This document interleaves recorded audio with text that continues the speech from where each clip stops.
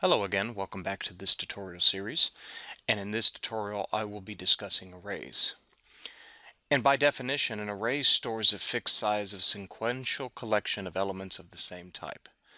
An array is used to store a collection of data, but is also more useful to think of array as a collection of variables of the same type stored at a contiguous memory location. So think of an array as just a collection of variables. So what is a variable? If we go up in there in the code, we declared variables up here in this class file. So in this case, we had an integer type, string type, double, and a char type. And with arrays, if you go to this method right here that I created, you can use any type you want, and you can declare as many collection of variables in that array as you want. And then you can loop through those values to pull them into specific variables or specific server controls, in our case in ASPX pages, to pull those elements at specific indexes. So the first thing I want to show you is that these other methods I created, I was creating a void method that doesn't return anything but just writes out a string. And in this case, I was doing a non-void method, returning first int, which is just one integer value. But as you notice the difference between this method and this method, in this one, I have these brackets right here, which denote that this, first of all, is a non-void method, so it's going to return something.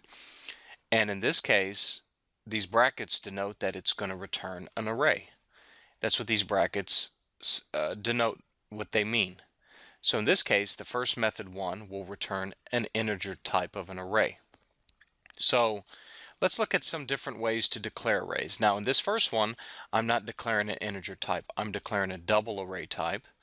The variable name is balance me, and it's setting the new object to 10 different elements in the array. And what I'm doing is I'm starting with the first index. Always remember that the first index of array is at 0. So it could be kind of tricky. You think the first one it would be 1, but actually that's the second one. So always remember that the first index is 0. So balance me variable at index 1 is 4500. Balancing 1 at index 2 is 5500. And balance me index 3 is 6500. And you can declare arrays by their index number in this format. And in this case, I'm actually assigning the size. As I'm doing here, I'm assigning the size. I'm also assigning the size down here. So you can assign the size, or like in the second one, you can assign the values by assigning it a declaration.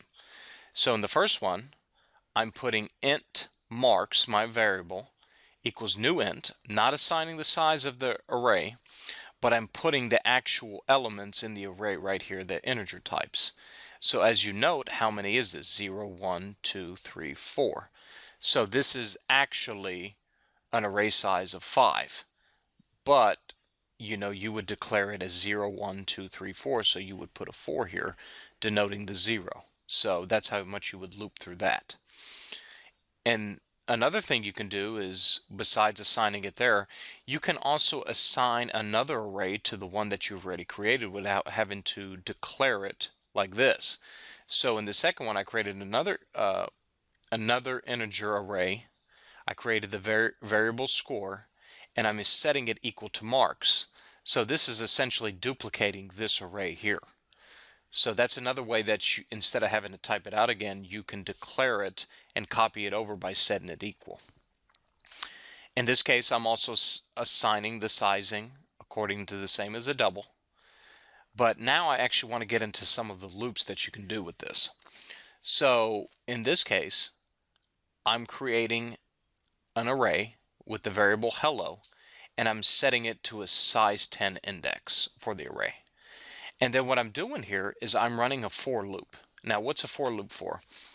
A for loop, what it essentially does is it loops through all the values in the array. And then based on the values that it loops through, it sets those elements to whatever you want it to be. So let me change something right here real quick. So, and let's remove that one there. So in this case, right, I want to kind of show you what's happening here. So the first thing I'm doing is I'm creating a for loop. I'm setting an integer to I to 0. And then as it goes through each one of these elements, you'll see.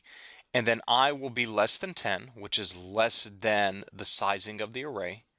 And then I'm going to plus plus add that I. So each time I run through this one time, it's going to go from 0 then to 1 on its next time it loops through the element, loops through the for loop. So what I'm doing is I'm setting hello, right? I, the index, so in this case it would be 0, equals 0 plus 100. So that will set it to 100.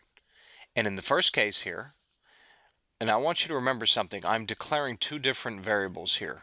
So I'm looping through an x and a y essentially to get one value.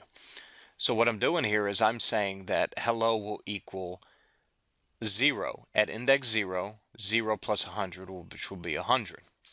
So then I'm looping through another value, and I'm setting I, which will be that, and then I'm making it where ix writes out, and then essentially you're getting this. So main 0, I, which is at 0, gives you 100, which is that. This is how you're looping through those values. And you're doing this each time to eventually write out. So it'll go up 1. So the next time it loops through, it will add 1. And then it will give you 1. And then it will add back 1 here, which will give it 101. And that's essentially what it's doing here. Each time it's incrementing through each one of those. One is a for loop, which is setting a specific parameter that has to be less by. One is a for each, doing pretty much the same thing. The only thing is that the increment is here in the for loop. In the for each loop, it's at the end because it's going to add 1 back at the end. And essentially what you're getting is this. So once it gets to the main amount of the array, which is 10, it will stop at 9. And then look what you'll get. 0, 100, 1. So it's adding 1 and then it's upping the index each time. That's essentially what your for loop is doing.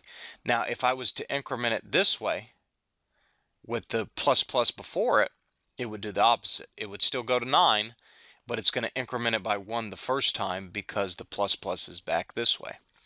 So just to give you, if you changed it here and put it here that way, like this, which is plus plus I, right?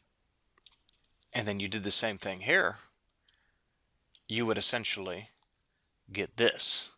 So the only difference will be is the 1 will be added before, and then that's what you would get as far as your value here. Now these are essentially for loops, and at the end of this, essentially, I put the return value hello, and remember that the return type, which is here, has to match here. The type of the method, being it an array, has to match the type of what's being returned, unless you're going to parse it or do something like that, some custom logic so that it writes out to something else. But I kind of want to introduce arrays to you in this fashion, and then you kind of have an idea. And then once we actually implement in our ASPX pages through some custom logic, you'll see how this looks in a page. I want to thank you very much for joining me, and have a nice day.